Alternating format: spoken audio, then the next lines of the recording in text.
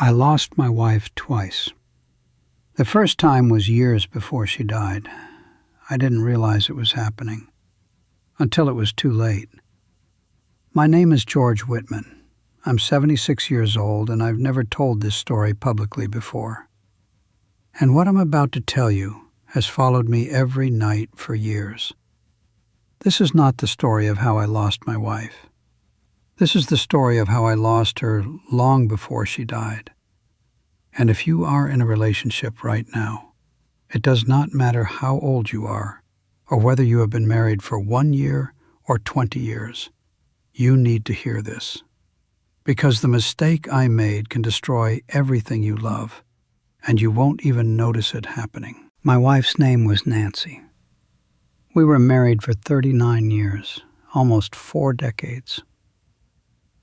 If you had asked me back then, I would have said we had a good marriage, steady, strong. We didn't fight, we didn't cheat, we looked fine. We raised 3 children together. We built a life. From the outside, it seemed solid.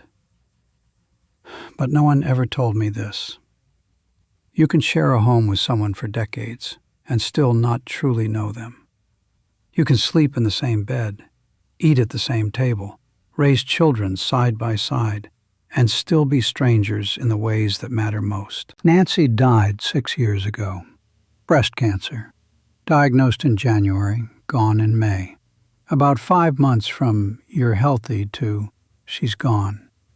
2 weeks before the end, when she could barely speak, she looked at me and whispered, "George, we spent our whole lives being right, but we never became close." I didn't understand. I was angry, if I'm honest. How could that be true? We lived together almost 40 years. We raised 3 children. I thought we were a team. But I was wrong. We were not a team. We were 2 people living parallel lives under the same roof. Nancy tried for years. She reached for me in small ways. Let's take Spanish classes together. Do you remember how we used to go to the mountains on weekends? Maybe we could go to a concert. And I always found a reason to say no. Too tired. Too much work. Too expensive. Not now. Later. Someday. I wasn't a bad husband. I worked. I paid the bills. I came home every night. I thought that was love. But love is not just showing up. Love is attention. Love is effort. Love is 1,000 small decisions every day. Listening when you're tired. Being curious when you think you already know. Choosing your person again and again. I stopped choosing her. Not all at once, but little by little. 1 missed conversation. 1 canceled walk. 1 "not today" turned into thousands. And Nancy stopped asking. She found her own interests, her own friends, her own life. We became polite strangers, roommates who happened to be married. I told myself that was normal. That passion fades. That long marriages become quiet, comfortable. But comfort can be a beautiful word for indifference. When Nancy got sick, we suddenly had a deadline. All those laters and some days finally had an expiration date, and it was close. In those last months, we spoke more honestly than we had in years. She told me about dreams she buried, pain she carried silently, the moments she felt invisible. One evening, about a month before the end, she told me she had always wanted to go to Colorado. She had said it before, more than once, and every time I gave the same answer. Too expensive, not the right time. When we retire, next year. Next year never came. She wasn't angry. She was just tired of waiting. I asked why she never pushed harder. She said, "I didn't want you to do it out of duty. I wanted you to want to share it with me."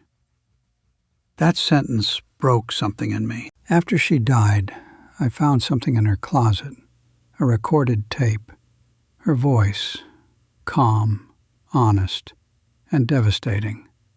She described what it felt like to be lonely next to the man she married. How I was there, but not really there. How I chose work, friends, television, and silence over her. I was 1 meter away from her, but I might as well have been on another planet. I wasn't a monster. I simply stopped trying. I thought that because I did nothing wrong, I must be doing enough right. But relationships do not die from one big betrayal. They die from 1,000 small refusals. If you are in a relationship right now, answer this honestly. When was the last time you truly talked to your partner about life, about fears, about dreams? When was the last time you did something just to see them smile? When was the last time you looked at them and thought, I'm so lucky? If you can't remember, you're walking the same path I did.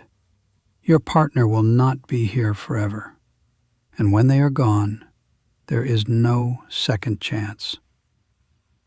I think about Colorado every day, about how little it would have cost me, and how much it would have meant to her. Don't make my mistake. Love is a verb. It's a choice you make every day. The choice to listen. The choice to stay curious. The choice to say yes when it's easier to say later. If you love someone, don't wait. Don't postpone. Call today. Hold them now. Say yes. Because one day, there may be no time left. If this story reached you, write in the comments, when was the last time you truly talked to your partner? I no longer have time to fix this, but you do.